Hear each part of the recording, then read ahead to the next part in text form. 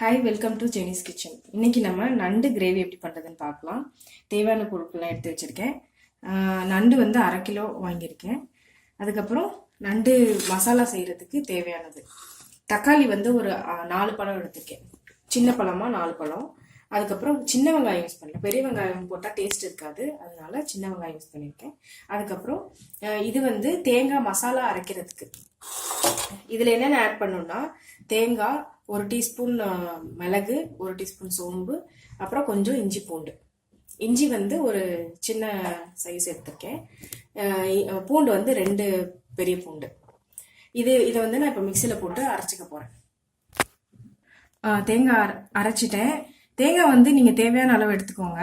அதாவது நான் வந்து ஒரு சின்ன மூடியில் ஒரு 1/2 மூடி எடுத்திருக்கேன். அதுக்கப்புறம் இஞ்சி பூண்டு, சோம்பு, அதுக்கப்புறம் மிளகு எல்லாத்தையும் மொத்தமாக அரைக்கணும், தனித்தனியாக அரைக்கக்கூடாது. மொத்தமாக அரைச்சி நான் மசாலா எடுத்து வச்சுட்டேன். அதுக்கப்புறம் எண்ணெய் ஊற்றி இதெல்லாம் வதக்கிடலாம். எண்ணெய் கொஞ்சம் ஓரளவுக்கு நிறையாவே ஊற்றுங்க.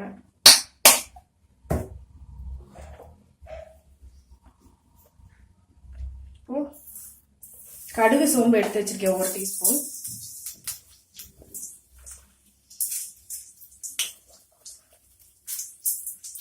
இது போட்டு கடுகு வெடிச்சதும் பச்சை மிளகாய் ஒரு 1/2 பச்சை மிளகாய் எடுத்துக்கேன். ஏற்கனவே நம்ம மசாலா போடுவோம், இருந்தாலும் ஒரு காரத்துக்காக நான் ஒரே ஒரு பச்சை மிளகாய் மட்டும் எடுத்துக்கேன்.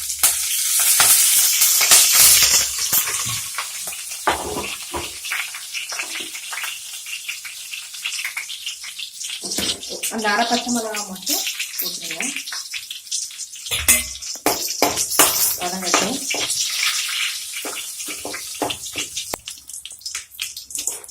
வெங்காயத்தை போட்டுடலாம். சின்ன வெங்காயம்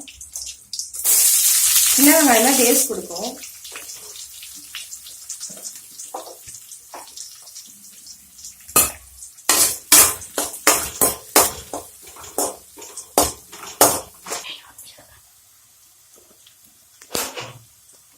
வெங்காயம் வதங்கிடுச்சு. இப்போ நம்ம தக்காளி போட்டுடலாம். தக்காளி நல்லா வதங்குற வரைக்கும் வதக்குங்க.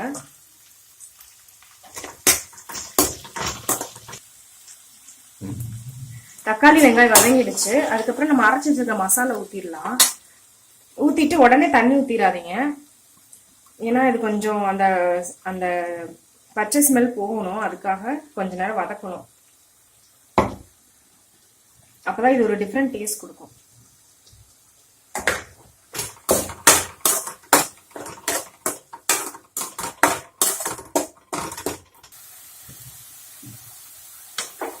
நல்லா வதங்கிடுச்சு. நான் ஒரு 2 மினிட்ஸ் வதக்கியிருப்பேன். வதங்கினதும் உங்களுக்கு ஒரு நல்ல ஸ்மெல் வரும். அதுக்கப்புறம் நீங்க வந்து நண்டையும், அப்புறம் கொஞ்சம் வாட்டர், அப்புறம் இந்த மசாலாலாம் ஆட் பண்ணிடுங்க. ஃபர்ஸ்ட் நான் மசாலா ஆட் பண்ணிடுறேன். இது வந்து வீட்டில் அரைச்ச மசால் பொடி. இது வந்து நான் ஒரு 2 டீஸ்பூன் ஆட் பண்றேன். காரம் ஜாஸ்தி வேணும்னா நீங்க தனி மிளகாய் பொடி ஆட் பண்ணிக்கோங்க. நான் தனி மிளகாய் பொடி ஆட் பண்ணல. அதுக்கப்புறம் ஒரு 1/2 டீஸ்பூன் கரம் மசாலா, அப்புறம் ஒரு சின்ன டீஸ்பூன்ல ரொம்ப கம்மியான அளவுக்கு மஞ்சத்தூள். ஏற்கனவே நண்டு கழுவுறப்பவே மஞ்சத்தூள் போட்டு கழுவி தான் வச்சிருக்கேன், இருந்தாலும் மஞ்சத்தூள் கொஞ்சம் ஆட் பண்ணிடுவேன்.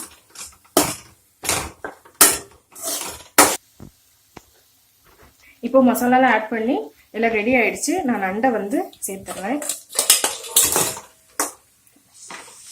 நண்டு ஆட் பண்ணி ஒரு வாட்டி கிளறிடுங்க. கிளறினதுக்கு அப்புறம் நீங்க தண்ணி ஆட் பண்ணிக்கோங்க. ஆட் பண்ணிட்டு தேவையான அளவு உப்பு சேர்க்கணும். நம்ம உப்பு ஆட் பண்ணல.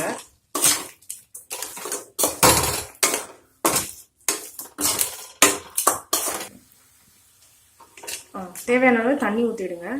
நான் நண்டை ஆட் பண்ணதுக்கு அப்புறம் தண்ணி சேர்க்கிறேன். கிரேவியாவே எடுக்கணும், அதுக்காக நிறைய தண்ணி ஆட் பண்றேன். பிளஸ் நண்டு வந்து நல்லா வேகணும்.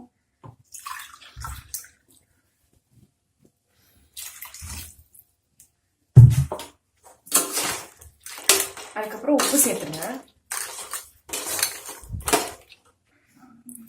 தண்ணி ஆட் பண்ணிட்டேன். தண்ணி ஆட் பண்ணதுக்கப்புறம் நான் இப்போ உப்பு ஆட் பண்ணுறேன், ராக் சால்ட்டு. 3 டீஸ்பூன் ஆட் பண்ணுறேன். ராக் சால்ட்டுன்றதுனால நான் கூடவே ஆட் பண்ணுறேன்.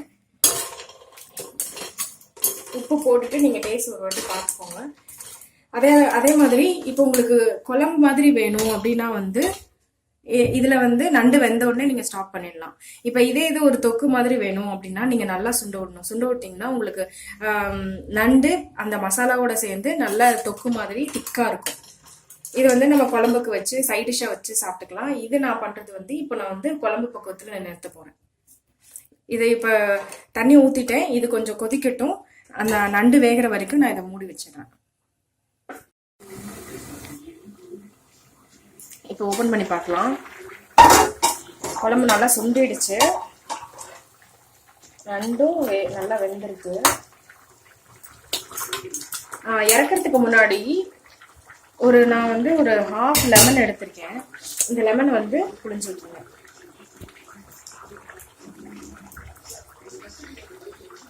புளிஞ்சிட்டு ஒரு 2 மினிட்ஸ் மட்டும் கொதிக்க விட்டுட்டு ஆஃப் பண்ணிடுங்க.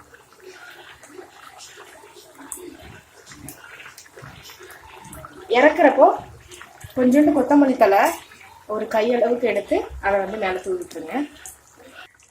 லெமன் புளிஞ்சதுக்கப்புறம் நான் ஒரு 2 மினிட்ஸ் வந்து கொதிக்க விட்டேன். குழம்பு நல்லா திக்காயிடுச்சு. பாருங்க, நல்லா திக்காயிடுச்சு. இதே நீங்கள் நான் முன்னாடியே சொன்ன மாதிரி உங்களுக்கு நண்டு தொக்கு அந்த மாதிரி வரணும்னா இன்னும் நீங்கள் சுண்ட விடணும். நல்லா சுண்ட விட்டீங்கன்னா நல்லா இந்த நண்டோட சேர்ந்து கிரேவி இருக்கிற மாதிரி இருக்கும்.